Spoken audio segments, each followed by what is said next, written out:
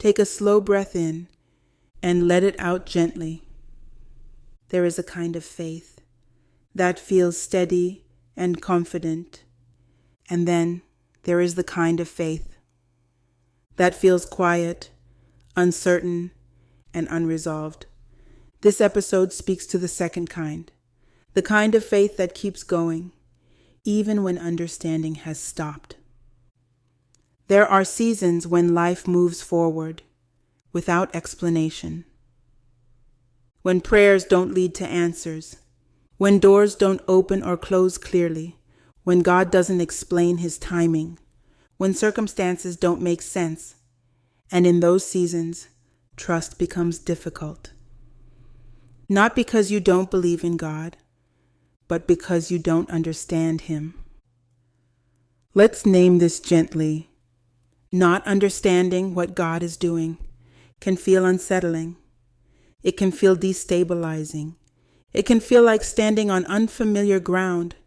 You may feel unsure, even while still believing. You may feel confused, even while still praying. You may feel stretched, even while still trusting. And none of that means your faith is weak.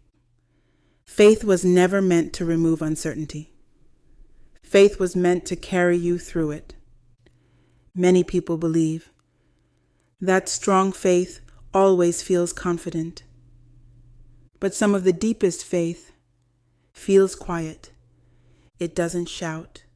It doesn't explain. It doesn't rush to conclusions. It waits. Trust does not begin when everything makes sense. Trust begins when you decide to stay, even when it doesn't. When you keep walking without clarity. When you remain open without answers. When you choose to believe that God's character is trustworthy, even when his actions confuse you.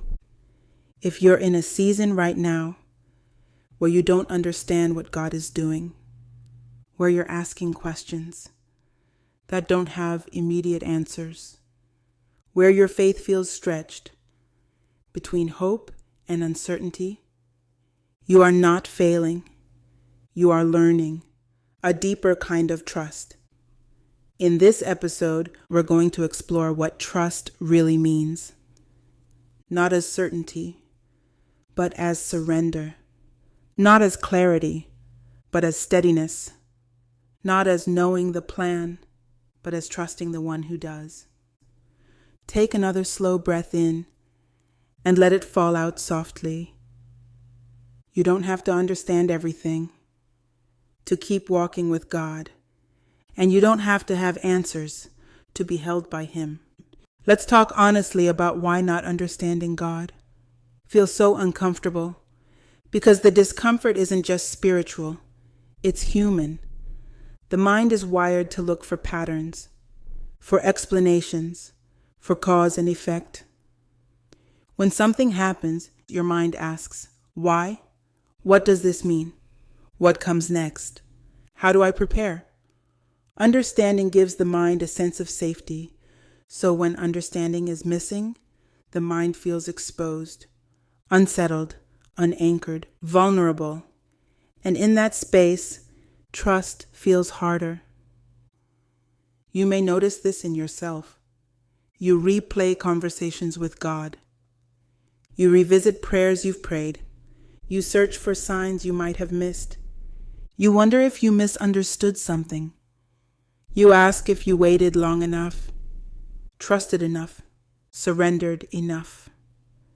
Not because you lack faith, but because you want reassurance. You want to know where you're going.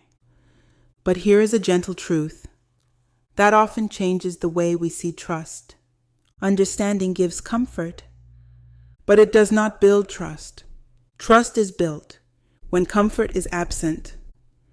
Think about the moments in your life where trust deepened the most. They were rarely the moments when everything made sense. They were moments when you kept showing up without guarantees, moments when you stayed without clarity, moments when you continued, even while uncertain, That is where trust forms. Not in explanation, but in relationship.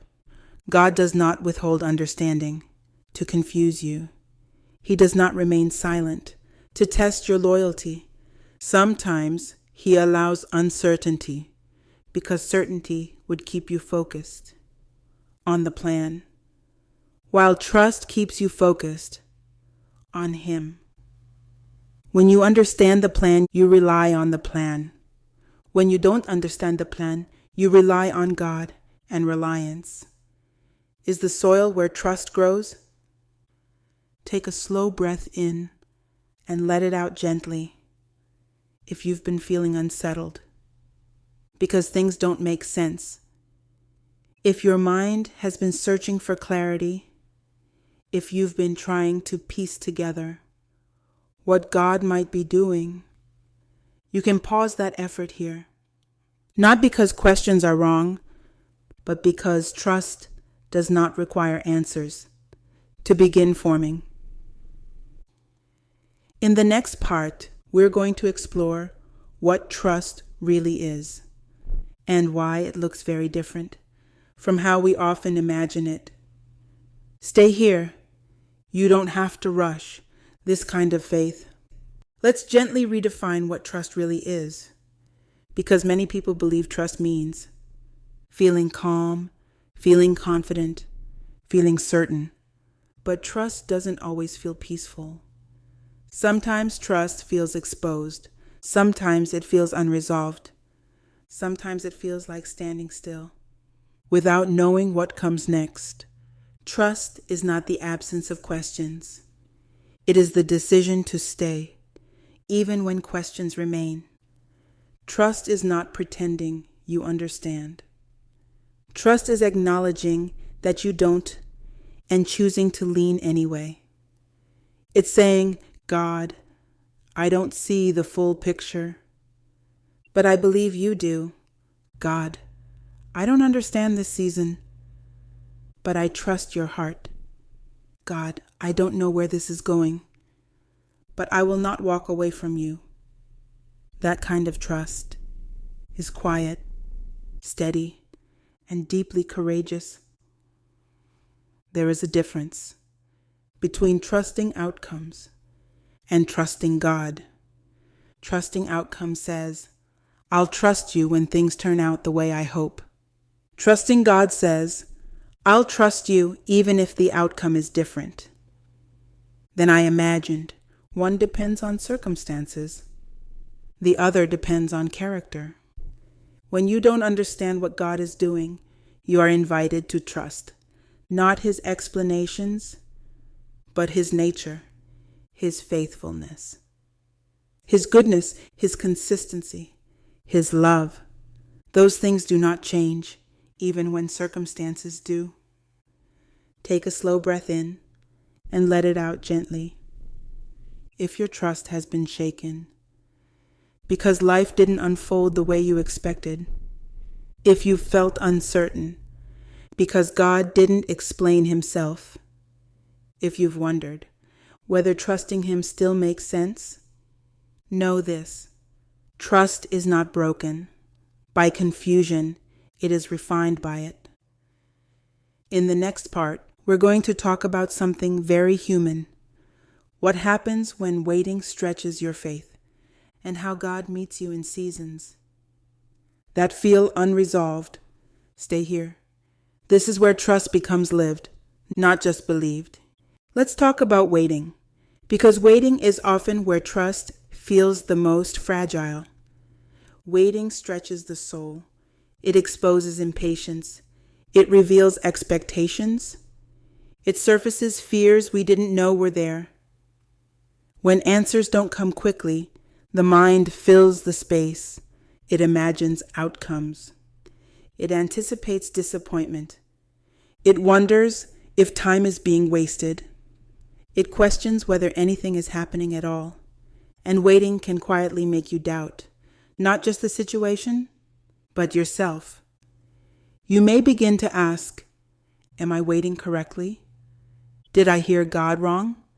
Am I missing something I should be doing? Is this delay my fault? Waiting has a way of making faith feel heavy. But waiting is not a punishment. Waiting is not God withholding goodness. Waiting is not evidence that you are stuck or forgotten. Waiting is often where trust moves from theory into practice. When God does not hurry, it does not mean he is indifferent. It often means he is working at a depth that cannot be rushed. Some things cannot be built quickly. Some growth cannot be accelerated. Some healing cannot be forced. Some preparation cannot be skipped. And trust is one of those things. Waiting removes illusions. It removes the illusion of control, the illusion of timing, the illusion that we understand what is best for us. And in that space, we are invited to rest, not in outcomes, but in God. Take a slow breath in and let it out gently. If you have been waiting longer than you expected, if delays have made you uneasy, if the unknown feels uncomfortable, you are not doing anything wrong. Waiting does not mean stagnation. It often means formation. In the next part, we're going to talk about trusting God's character when his actions confuse you. Because trust grows strongest when it is rooted not in what God does, but in who he is. Stay here. You are not being left behind. Now let's talk about something that sits at the very heart of trust. Trusting God's character when his actions confuse you. Because this is often where faith feels the most tested. It's one thing to trust God when his plans make sense. It's another thing to trust him when the path feels unclear, when doors close unexpectedly, when prayers seem unanswered, when life unfolds differently than you imagined. In those moments, you may not question God's existence, but you may question his intentions. You might think quietly, if God is good, why does this feel so hard? If God is faithful, why does this feel uncertain? If God is loving, why does this feel painful? These questions don't mean your faith is weak. They mean you are being honest. Here is a gentle truth that anchors trust when understanding is absent. God's character does not change based on your circumstances. His goodness is not dependent on outcomes you prefer. His faithfulness is not proven only when things go well. His love is not withdrawn when life feels confusing. Who God is remains steady, even when what he is doing feels unclear. When you cannot trace God's hand, you are invited to trust his heart, to trust that his intentions toward you are still good, still loving, still purposeful, even when you don't see how. Take a slow breath in and let it out gently if you've been struggling to reconcile what you believe about God with what you're experiencing in life. If confusion has made trust feel fragile, you are not alone. This tension has always existed in the journey of faith, and God does not turn away from it. He meets you in it. In the next part, we're going to talk about what it looks like to release the need to explain everything, and how surrender can bring peace even when clarity does not. Stay here. Trust is still forming her. Let's talk about surrender. Not the kind that gives up, but the kind that lets go. Surrender is often misunderstood. Many people think it means passivity or weakness or resignation, but surrender is not disengagement. Surrender is choosing to release what you were never meant to carry. When life doesn't make sense, the mind tries to explain everything. It analyzes, it revisits conversations, It searches for meaning. It builds theories. It tries to solve what cannot yet be solved. And that constant effort creates tension. Surrender gently interrupts that effort. It says, I don't need to understand everything right now. I don't need to force clarity. I don't need to carry the weight of outcomes. I can rest, even while I wait. Surrender does not mean you stop caring. It means you stop controlling. It does not mean you stop hoping. It means you stop forcing timelines. It does not mean you stop asking questions. It means you stop demanding answers before you're ready to receive them. Take a slow breath in and let it out gently. If you've been mentally exhausted from trying to figure everything out, if you've been emotionally drained from replaying scenarios, if you've been spiritually tired from holding tension in your faith, this is your invitation to loosen your grip, not all at once, but gently. You don't surrender because you understand. You surrender because you trust. You surrender because you believe that God sees more than you do. You surrender because you know that carrying everything alone was never the plan. In surrender, something soft happens. Your shoulders drop, your breath deepens, your mind quiets, not because problems disappear, but because peace enters. In the next part, we're going to talk about how trust changes, the way you move forward, even when you still don't understand what God is doing. Stay here. You're not letting go of faith. You're learning to rest inside it. Now let's talk about what happens after surrender, because surrender doesn't leave you stuck. It doesn't freeze your life. It doesn't remove responsibility. It changes how you move forward. When you stop demanding understanding, your steps become lighter. You still walk. You still decide. You still show up. But you are no longer dragging the weight of needing everything to make sense. Trust doesn't always change your circumstances. Often it changes your posture. You begin to move with openness instead of fear, with patience instead of urgency, with humility instead of pressure. You stop rushing the process and start walking with God inside it. There is a quiet strength that comes when you say, I don't know what God is doing, but I trust Him enough to take the next step. Not the whole staircase, not the 5-year plan, just the next step. That kind of trust keeps you present. Take a slow breath in and let it out gently. Many people get stuck because they believe they must understand before they can move forward. But faith often asks for movement before understanding arrives. Not reckless movement, but faithful movement. Small steps, honest steps, grounded steps. Trusting God does not mean you pretend everything is fine. It means you keep walking. While being honest about what is unclear, it means you don't wait for certainty to live faithfully. You allow God to meet you in the act of walking. So in the next part, we're going to talk about hope. Not the kind that depends on outcomes, but the kind that sustains you when outcomes remain unknown. Stay here. You're learning how to walk by trust instead of explanation.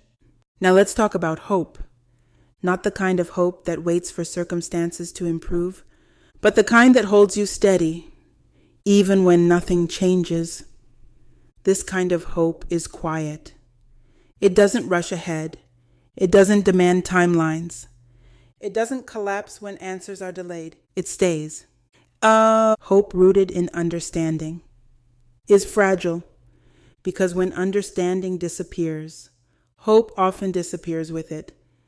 But hope rooted in God's character is resilient. It doesn't depend on clarity. It doesn't depend on outcomes. It doesn't depend on knowing what comes next. It depends on who God is. This is why Scripture speaks of hope as an anchor. Anchors don't move boats forward. They keep them steady. And sometimes steadiness is exactly what you need. Not movement, not progress you can measure, not visible change, just stability. While the waters remain uncertain, take a slow breath in and let it fall out gently. If you've been hoping for clarity that hasn't come, if you've been waiting for certainty that hasn't arrived, if you've been longing for resolution that still feels far away, you don't have to let go of hope. You just may need to place it somewhere deeper. Hope doesn't say everything will turn out the way I want. Hope says God will be with me no matter how this turns out. Hope doesn't erase questions. It holds you while questions remain. Hope doesn't silence uncertainty. It steadies you inside it. This is the kind of hope that grows in seasons like this. Not loud, not dramatic, but enduring. In the next part, we're going to gather everything we've talked about into a final posture of trust, a way of resting your heart, even while the story is still unfolding. Stay here. This is where trust becomes peace. Let's gather everything we've spoken about into one steady place, because trust is not something you figure out once. It's something you return to again and again. You return to it when plans don't unfold, when timelines stretch, when answers remain unclear. When the path ahead feels unfamiliar, trust becomes a posture, not a conclusion. A posture that says, I don't understand this season, but I will not abandon God in it. I don't see the outcome, but I will keep my heart open. I don't know what comes next, but I will take the next step faithfully. This posture does not rush God. It does not demand explanations. It does not force peace. It allows peace to arrive in its own time. Take a slow breath in and let it out gently. When trust becomes your posture, you stop fighting uncertainty. You stop trying to make sense of every detail. You stop measuring your faith by how confident you feel, and you begin to rest in the relationship itself. This is often the turning point, not when understanding arrives, but when resistance softens, when you stop bracing against the unknown and begin to live inside God's care, even while the story is unfinished. Trust doesn't promise that you won't feel discomfort, but it does promise that you won't face it alone. Trust doesn't remove questions, but it keeps those questions from pulling you away from God. You are allowed to trust God with unanswered prayers. You are allowed to trust God with delayed outcomes.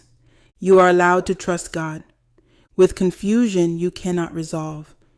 You are allowed to trust God, even while admitting you don't understand what He's doing.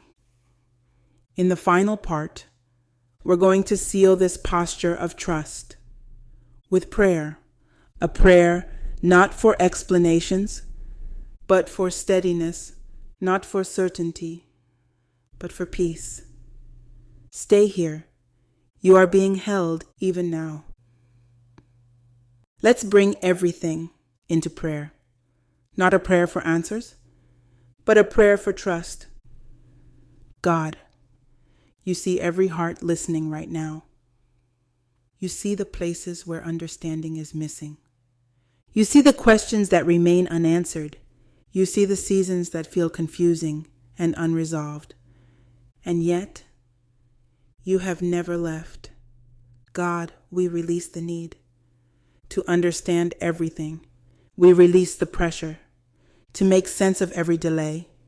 We release the burden of carrying outcomes we cannot control, and we choose trust.